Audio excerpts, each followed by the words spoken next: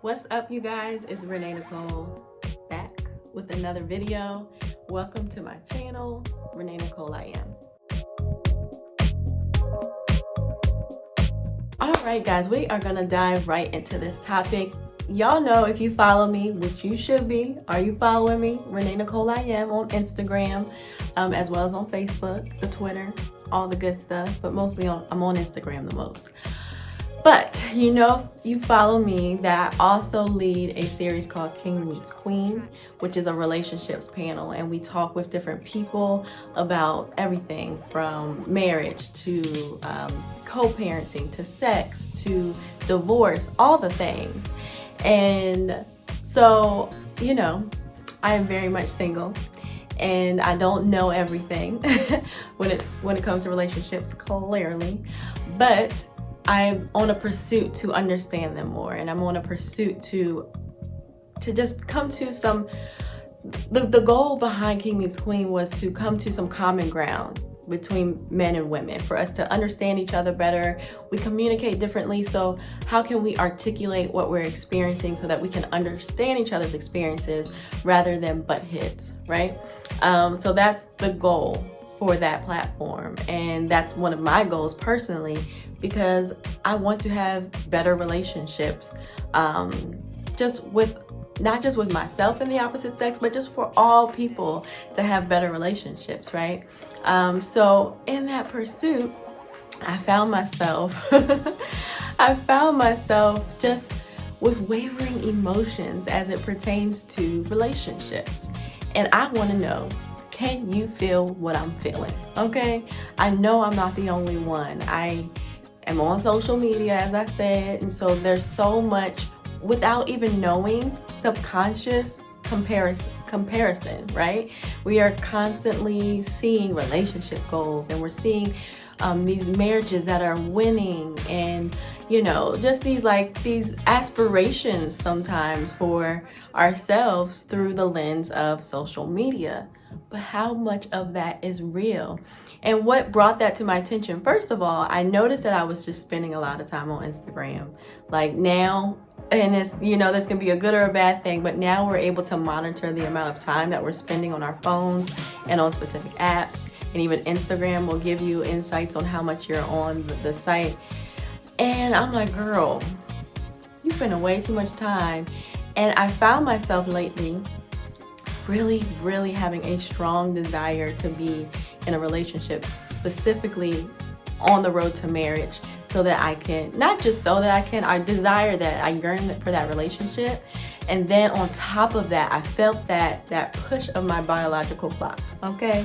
Your girl's turning 35 in May, and you hear that as a trigger number when it comes to childbirth and like it being, you know, an at-risk pregnancy. So those things have been on my mind, right?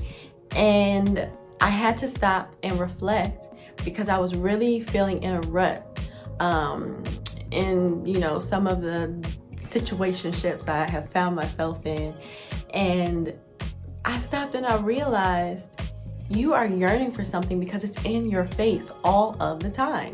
Anything that you saturate yourself with, you're gonna find yourself innately yearning for that.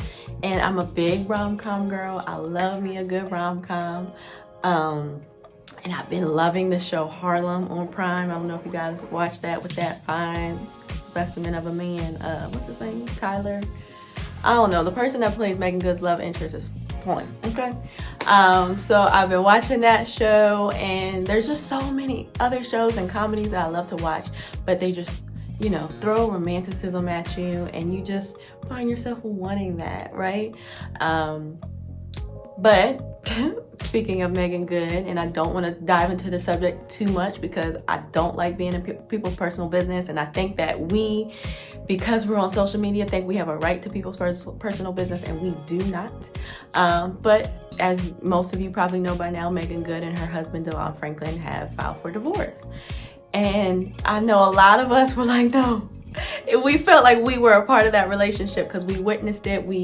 It's one of them relationship goals, right? And seeing a Christian couple come together, they, you know, talked about the weight and being celibate during their courting process. which is something I know a lot of us believers, do or aspire to do. And seeing that relationship not, last forever was a little bit discouraging for a lot of people. And I think that it kind of put a light bulb off on me. It's like, we are putting a lot of hope and a lot of our own desires onto people, that we don't even know, through social media, because we're seeing it and we're like, man, that's what I want. And you don't know what's going on at home. So with that being said, because I watch a lot of content, like that's how I create content, that's how I educate myself. We have YouTube, we have social media and all the things. And there's another young lady that I watch who, Shameless Maya, her Instagram is Maya's World, who just had a baby at 39, her first child. And it's encouraging to me. She, recently was married to a much younger man. And just hearing all these different ideas about whether or not you can bear children at an older age, whether or not you need to freeze your eggs, and all these different things, which is an expensive process. I haven't looked into it. But it just really got me thinking, why do I want what I want? What is it that's causing me to want these things? And I know without a shadow of a doubt, a lot of it is seeing something that looks so good that it's just glittery and gold, and wanting that, right? Desiring to have someone to come home to, and desiring to have, those late night massages, and someone saying you're beautiful, I love you, and having a partner. And I think it's okay to want those things. I think God gave us a desire for partnership. But when it comes to a point where we are disappointed in ourselves and our own lives because of not having that thing, there's always going to be another side, right? The grass is always going to be greener on the other side. You can talk to many married people who say they miss the freedom of being able to think independently without worrying about how what they do affects someone else. So there's pros and cons to everything.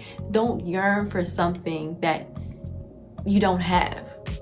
Regardless of whether or not someone else's marriage is great, don't yearn for what you don't have, but enjoy the present, because I feel like that is when you're able to actually appreciate what comes to you, right? I think that we want something so bad. I think of jobs that I prayed for, jobs that I was so excited to get. And then once I started working them, I was like, child, get me up out of here. This is not what I signed up for. So I think that we really, really have to be mindful of the things that we yearn for and the energy that we put into those things, because there's always gonna be a pro and a con associated with it. And if you can learn to enjoy your life now, enjoy your life now, you won't find yourself settling for things that are not what are for you.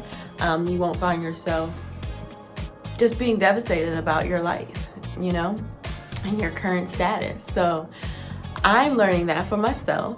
And it's crazy, what a matter of a few days can do. But I was really just really down and out about not being close to marriage, right? And seeing that birthday coming a little bit sooner, because I've had this dream and this vision of what I want, right? I wanted to get married, have years of us being together, traveling and enjoying each other's company before we have kids.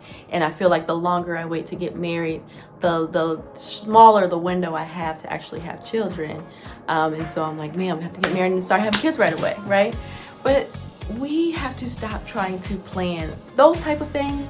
We can plan, our visions for our careers. We can plan the things that we want to accomplish on paper. But when it comes to big life decisions like marriage and children, that's out of our control. We have to let the Maker do his work and orchestrate that thing. Because the more we try to force something, the more we try to make something happen, the less authentic it is and the less godly it is. And that's what I want. I want a relationship that I know God ordained, because I know that is where there's gonna be joy and peace there, right? So what do you think? How do you feel about comparison? Do you find yourself comparing yourself to other people, whether you're married or not? Even if you're married, you can find yourself comparing your marriage to others, or you can compare yourself to single people and like, man, look at them, they get to just go without second guessing. So there's so much for us to dive into and talk about here, y'all. So get into those comments and let me know, how are you feeling? Do you think that you spend too much time on social media or watching TV or movies that make you feel a way about where you are in your life? And how are you combating those feelings and those emotions? Because we are not going to stay there. We're going into 2022 with a clean slate, with a pure, fresh mind, and with contentment about where we are, but motivation to elevate and move on to something better and greater, and to receive what God has for us. So sound off in the comments. Let me know how you feel about that subject. And come on, let's get into that self-love. Let's get into that self-motivation and work towards where we want to be. How about that? Thank you guys for watching. I am Renee Nicole. As always, follow me on Instagram, Twitter, all them things at Renee Nicole I am. Until next time, Merry Christmas, Happy New Year. Love you guys.